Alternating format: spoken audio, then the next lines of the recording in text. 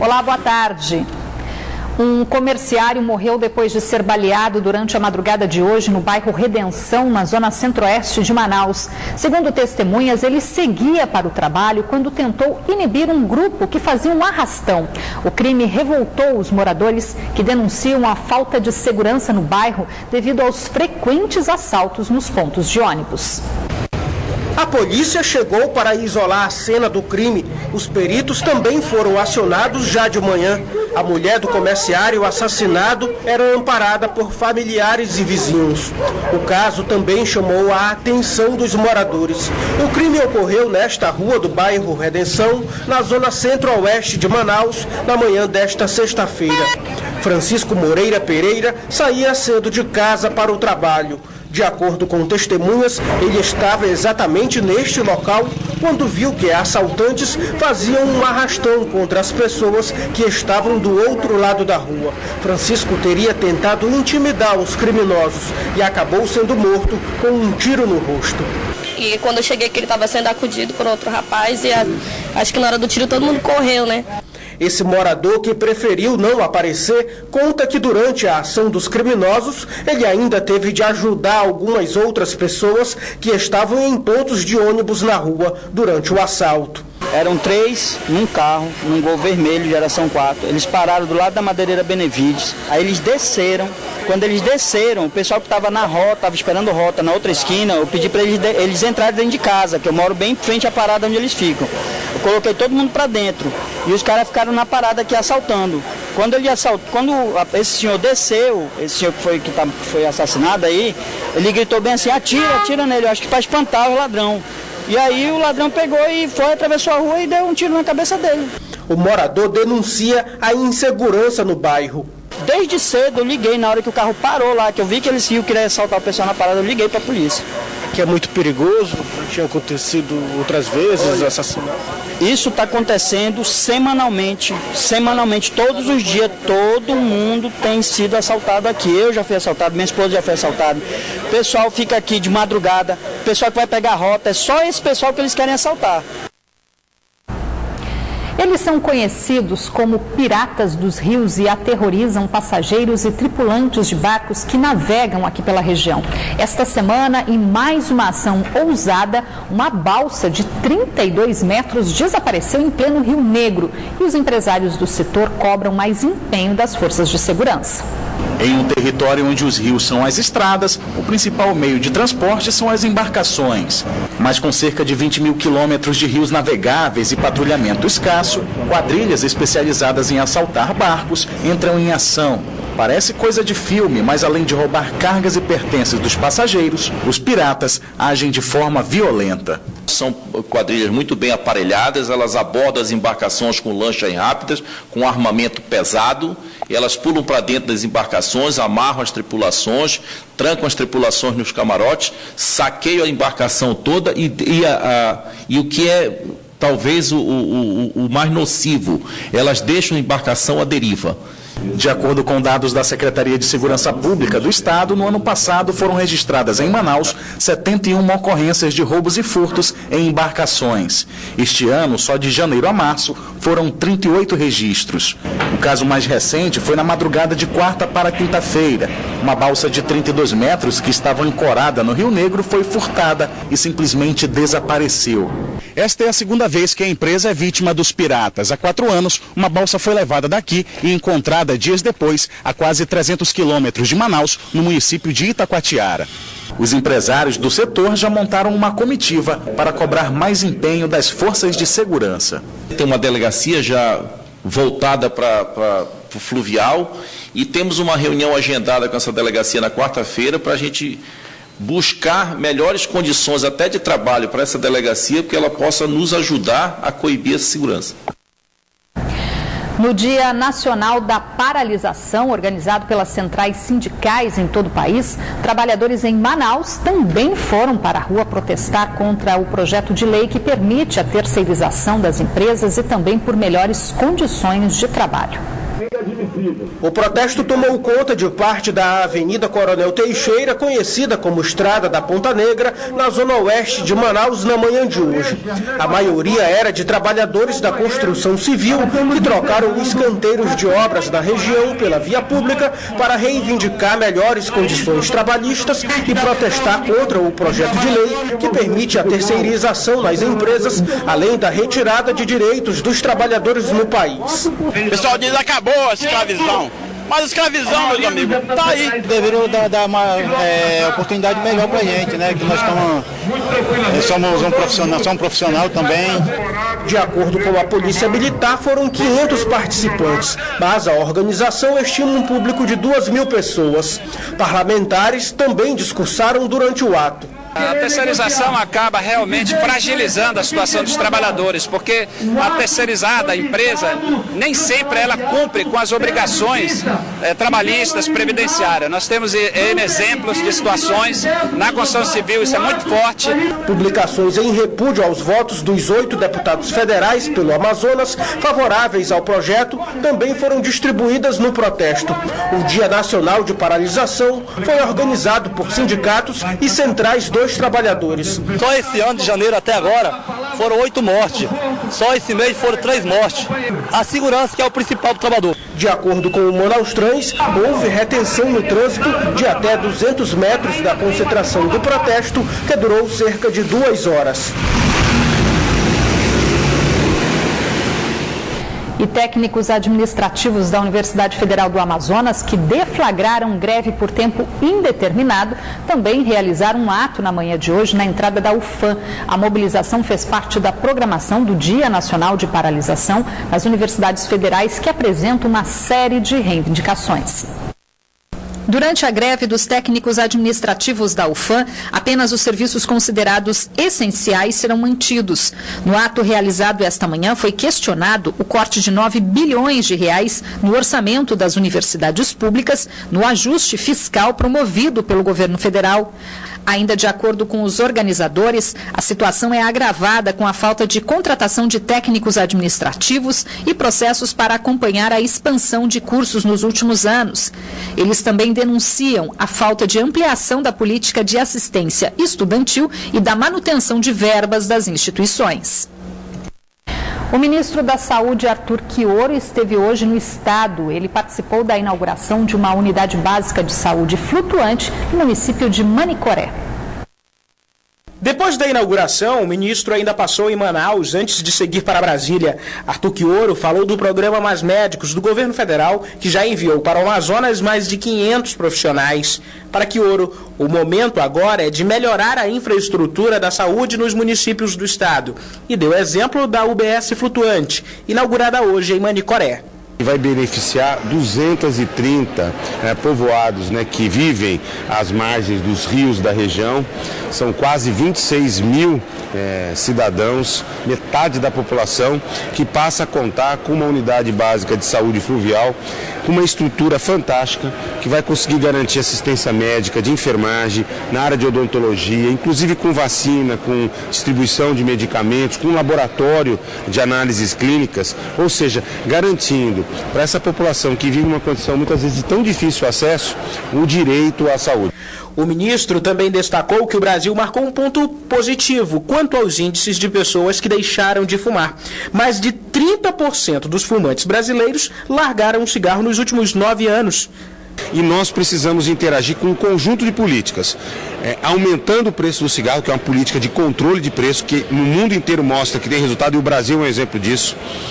Banindo a publicidade para não estimular os adolescentes, os jovens aos hábitos de fumar, banindo os ambientes, os chamados fumódromos, ou seja, cada vez mais tendo ambientes que são livres do tabaco, porque câncer, doença do aparelho cardiovascular, infarto agudo no miocárdio e uma série de outras doenças graves estão relacionadas ao hábito de fumar. Em uma última pesquisa feita em Manaus pelo Ministério da Saúde no ano de 2013, apenas 7% da população dizia fumar pelo menos 3 cigarros diariamente. Uma agência bancária de Iranduba foi assaltada na manhã de hoje. Os bandidos, que continuam foragidos, conseguiram roubar todo o dinheiro que estava no cofre. O valor pode chegar a R$250 mil. Alvo da quadrilha foi esta agência bancária que fica no município de Iranduba, região metropolitana de Manaus. O assalto aconteceu no início da manhã de sexta-feira, na hora em que os funcionários chegavam para começar o expediente. O bando fez o gerente e outros funcionários reféns. Clientes que estavam no interior da agência também ficaram sob a mira dos bandidos. De acordo com a polícia, a ação criminosa aconteceu um dia antes ao assalto, quando a agência bancária já estava fechada e o gerente seguia para casa. Ele percebeu que o pneu do carro estava furado e resolveu parar no caminho. Foi quando os bandidos fizeram a abordagem e renderam o gerente. Eles conseguiram arrumar o pneu do carro, foram até Manaus. Chegaram na casa do gerente, a família não estava sequestrada, porém a partir daquele momento passou a estar. E lá pernoitaram até por volta das 7h30 da manhã. Quando chegou na agência, eles entraram sem ser percebidos, é uma modalidade de crime silencioso.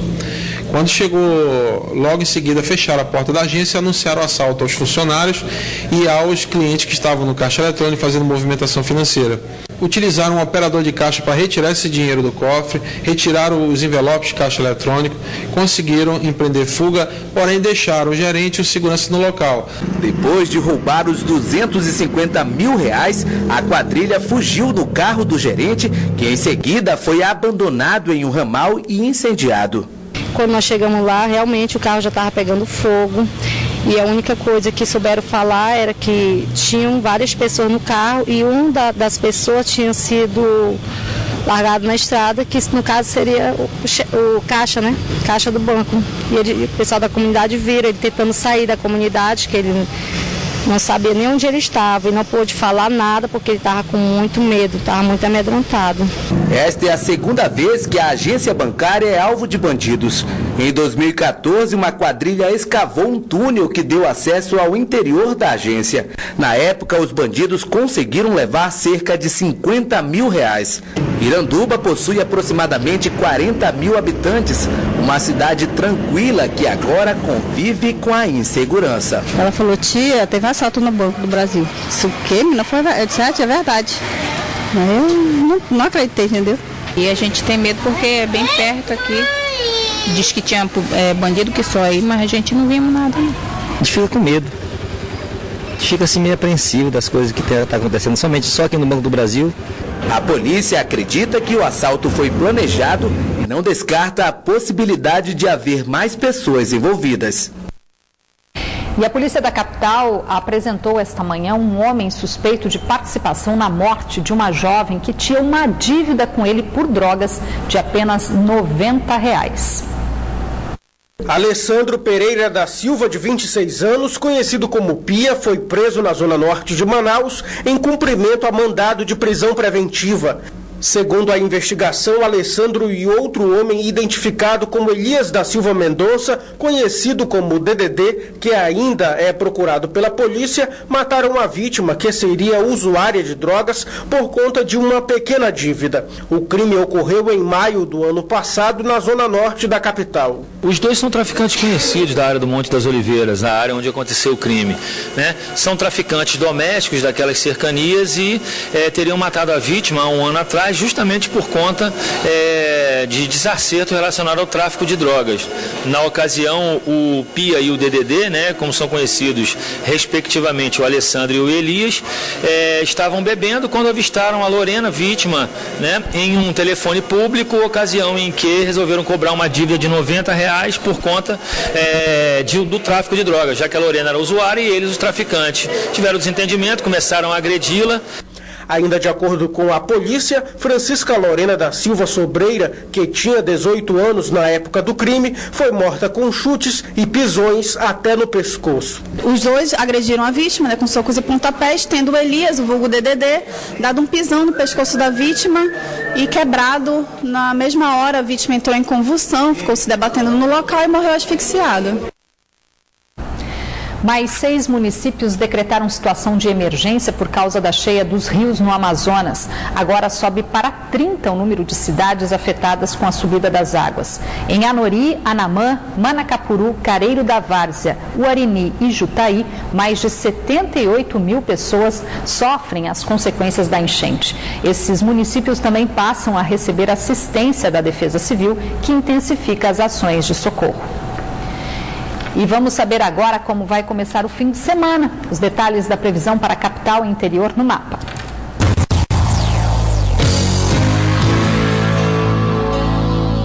Em Eirunepé, a previsão é de tempo instável, com chance de chuviscos. As temperaturas variam entre 24 e 28 graus. Em Parintins, o sol aparece entre nuvens, mínima de 25 e a máxima chega aos 34 graus. Já em Manaus, o fim de semana terá tempo encoberto, com possibilidade de chuva, e as temperaturas variam entre 26 e 29 graus. Cerca de 5 toneladas de carvão vegetal foram apreendidas na manhã de hoje em um depósito ilegal no bairro Nova Vitória, zona leste da capital. Segundo a legislação ambiental, é crime vender, ter depósito ou transportar produtos de origem vegetal sem licença. O proprietário foi encaminhado à delegacia especializada do meio ambiente, onde foi autuado por crime ambiental. Começou hoje em Manaus a primeira Expo Segurança, uma feira especializada em novas tecnologias, palestras e projetos para o setor da segurança pública e privada.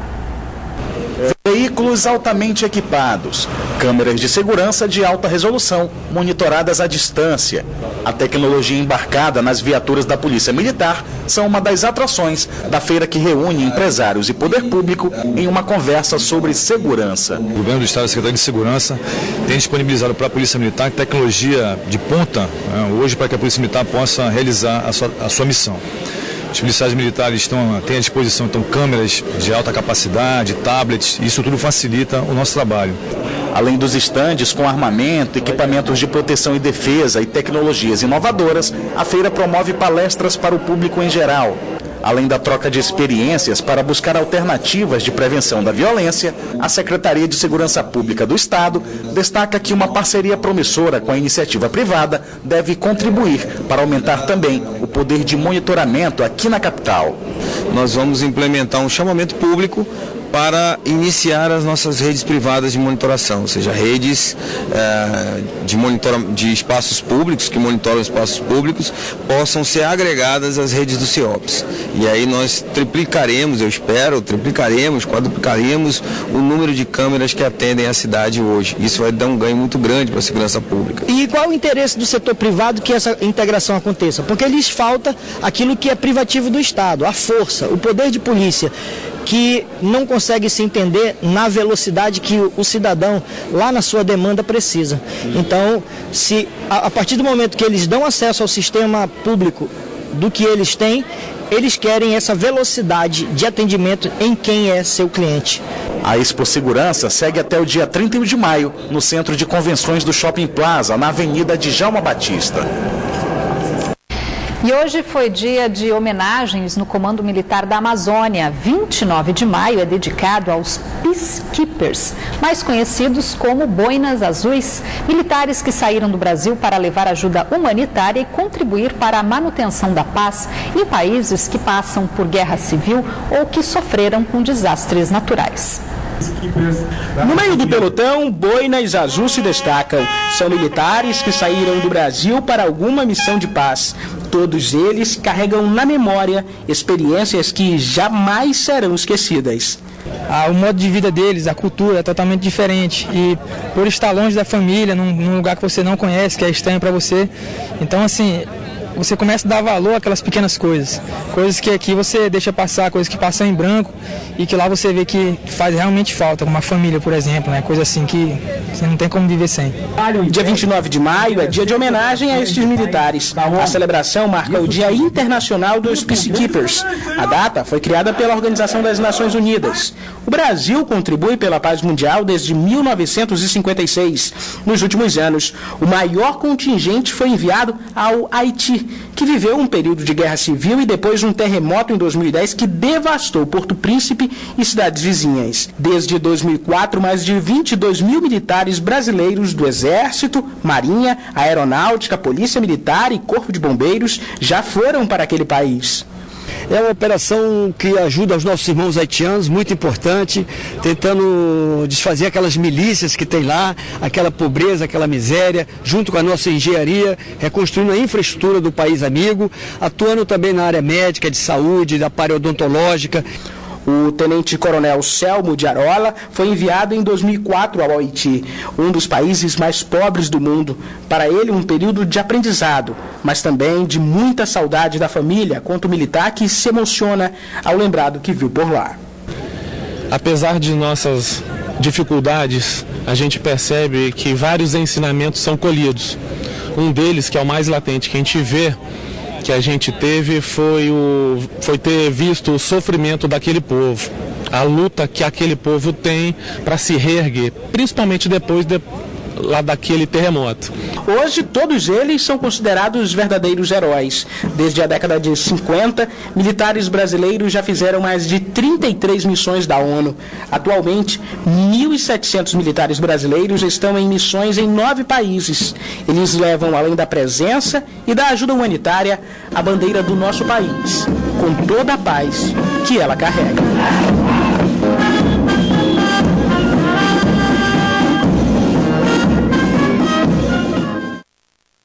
E que continue em paz, né?